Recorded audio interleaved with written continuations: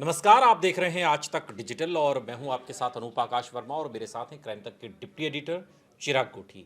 चिराग, बहुत बहुत स्वागत है आपका। क्योंकि नीट एग्ज़ाम को लेकर जो उसके नतीजे सामने आए हैं वो एक असंतोष फैला कर गया है। ये नतीजा 4 तारीख को आया, समय से पहले आया, लेकिन कोई भी इस पर भरोसा करने के लिए 100% माइंड से तैयार नहीं हो पा रहा है। न वो जो कामयाब हो गए और न वो जो नाकामयाब हो गए, दोनों जगह कन्फ्यूज़न है। लेकिन इन सबके बीच चिराग, बिहार सुर्खियों में है, क्योंकि पटना में जो 13 लोग पकड़े गए, 5 तारीख को एग्ज़ाम हुआ, 6 तारीख को FIR दर्ज हुई, 13 लोगों को पकड़ा गया।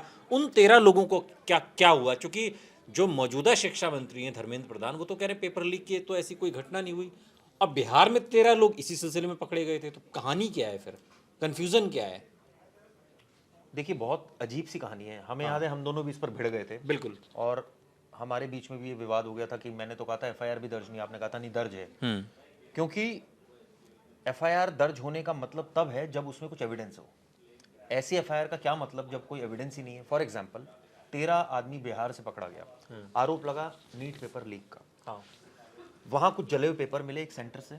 उन जले हुए पेपर को जब NTA के पास भेजा गया और ये कहा गया जी आप ये कंफर्म करो। कंफर्म कौन करेगा? NTA, जिसने एग्जाम पेपर बनाया, वही तो बताएगा हाँ जी ये सेम पेपर है या ये अलग पेपर है। वहां से कोई रिपोर्ट ही नहीं आई आज तक बिहार पुलिस को। जब बिहार पुलिस को रिपोर्ट ही नहीं आई है तो जब मामला कोर्ट की पटल पर जाएगा तो कोर्ट तो पूछेगा ना जी सबूत क्या है आपके पास, आपने इतने सारे लोगों को पकड़ लिया। तो बिहार पुलिस को क्या ख्वाब आया रात को सोते हुए कि इन 13 लोगों को पकड़ना है? मैं बताता हूँ। सबसे पहला जो इसमें आग लगी है तो धुआं ऐसे थोड़ी देखिए, उठ रहा है। इन्फॉर्मेशन आई कि एक वेयर हाउस में कुछ स्टूडेंट्स बैठे हैं जिनके पास क्वेश्चन पेपर है।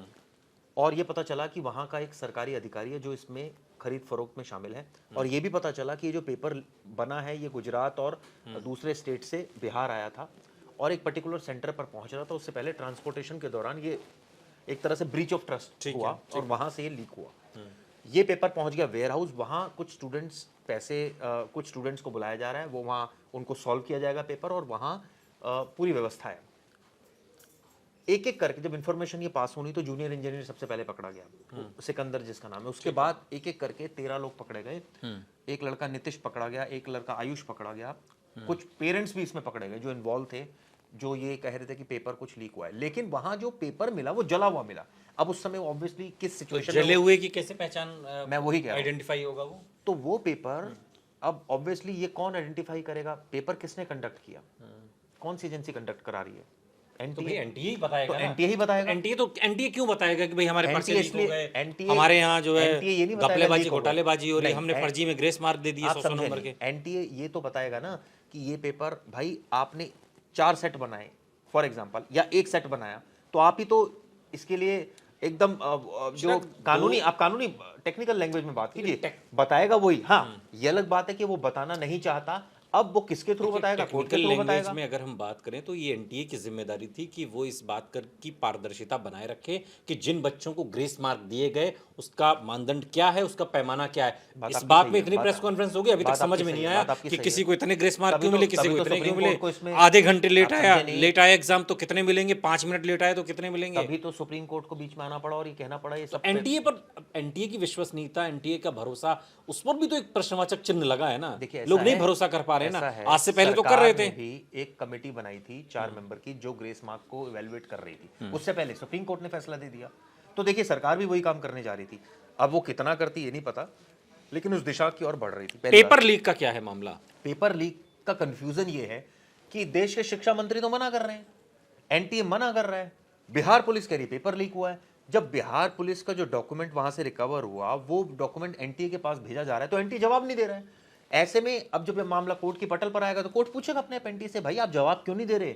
आप नोटिस आपको भेजा जाएगा, बताइए ये जो पेपर मिला। पहली बात, ऐसे में जला हुआ पेपर है ना। इस स्थिति में क्या कोई सबूत है आज की डेट में बिहार पुलिस? मुझे बताइए, मुझे हाँ या ना में जवाब दीजिए। सबूत तो कुछ भी नहीं है उनके पास। बट मुझे नहीं है तो आप ये समझाइए, जले हुए पेपर को कैसे कोर्ट के पटल पर रखा जाए, कैसे उस पर जरा हो? मैं बता देता हूँ। उसकी एक तो फॉरेंसिक जांच होती है, पहली चीज।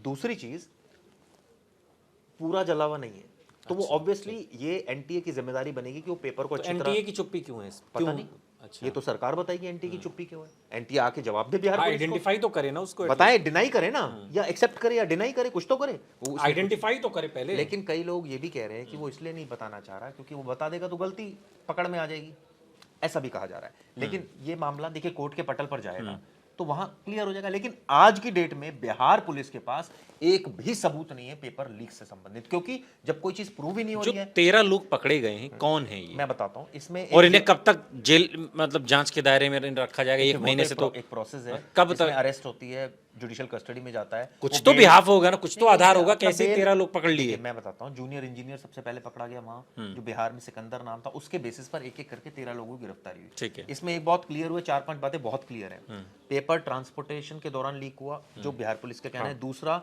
पेपर वेयर हाउस में सॉल्व भी कराया गया। अच्छा। पेपर कुछ लोगों के पास, एक्यूज्ड के पास एडमिट कार्ड मिले, कुछ पेरेंट्स इन्वॉल्व थे, और ये पूरी चेन थी जो सॉल्वर गैंग से लेकर, और एक तरह से हर किसी का अपना अपना काम था। एक का काम था कि इंफॉर्मेशन पेपर देना, एक का काम था वेयर हाउस तक पहुंचाना, वहां एक का काम स्टेप था, बाय स्टेप एक का काम था चैन स्टूडेंट पूरी अरेंज है। करके वहां पहुंचाना, एक का काम था वहां सॉल्व करवाना, और एक का काम था पैसे लेना, और एक का काम था सेंटर तक पहुंचाना। आप सुनिए मेरी बात, ये जब सारी चीजें, ये चेन है, लेकिन सब पूरी जांच का आधार एक ही है। ठीक है, सारी बात मान ली, पेपर कहाँ है, वो पेपर कहाँ है, वो किसने प्रूव किया है कि वो पेपर लीक पेपर है? क्योंकि एनटीए जवाब ही नहीं दे रहा है। जब एनटीए जवाब नहीं दे रहा है तो इस ऐसी स्थिति में तो बहुत मुश्किल हो जाएगा। क्योंकि कल जब हम सुमित जैन जो उनसे भी हम बात कर रहे थे, जो को फाउंडर हैं अनअकैडमी के, वो भी तो यही कह रहे हैं कि अब पेपर लीक की घटनाएं उनके भी संज्ञान में है, उनको भी इस तरीके की नॉलेज है, और अगर पेपर एग्जाम से थोड़ा समय पहले भी अगर पेपर मिल जाएगा तो उसको क्रैक करना किसी भी स्टूडेंट के लिए बाएं हाथ का खेल है। तो अगर ये इतना सब कुछ है तो कुछ तो हुआ होगा ना। उसको सिर्फ मना कर देने से तो सत्य नहीं मिट 1 जाएगा, लाख सत्य सीट तो है। जांच से ही साफ आए। अनूप, 1 लाख सीट इस बार है, जिसमें 50,000 सीट सरकारी में, 50,000 प्राइवेट में, अमूमन ठीक है। ऑल अराउंड 11 लाख बच्चे पास हुए हैं, मतलब रैंकिंग के आधार पर। ये पिछले साल का कुछ कोई डाटा है, शायद 11 लाख। इस साल अभी मुझे क्लियर नहीं है, लेकिन इतना ही होगा, आसपास ही होगा। ठीक है, सवाल ये उठता है कि सरकारी की फीस कम होती है, प्राइवेट की बहुत ज़्यादा होती है, मारामारी बहुत ज़्यादा है। अब ऐसे में अगर ये एलिगेशन लगेंगे तो नेचुरली एक मॉरल जो है बच्चों का टूटता है कि एलिगेशन लीक के लगेंगे, या अव्यवस्था के लगेंगे, या ग्रेस मार्क्स। पूरे में डाटा एनालिसिस कर रहा था, जो हम जिस पर चर्चा हम कर रहे थे, इतने सालों से 67 कोई टॉपर नहीं आया, तो सवाल खड़े हुए।